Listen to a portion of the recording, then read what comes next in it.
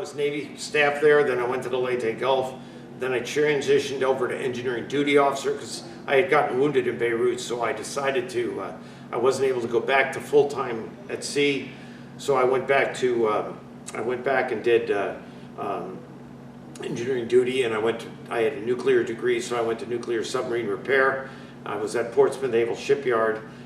Then during the later stages of the 90s, during what we call the Colin Powell reduction plan, Congress cut back on the number of billets available to the Navy, so I was on a med hold, so anybody that was on a med hold was medically retired.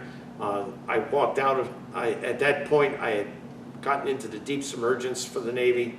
I was a deep submergence qualified officer in the Navy at that point. I transitioned one day on Friday. I left in my uniform. I came back as a civilian federal service on Monday, and I spent the rest of my career doing deep submergence rescue, deep submergence vehicles, Sea Cliff, Turtle.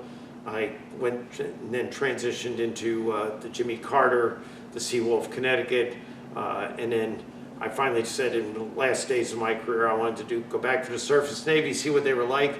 I went back as chief engineer for the littoral combat ships and wound up finding out that nothing has changed in 40 years.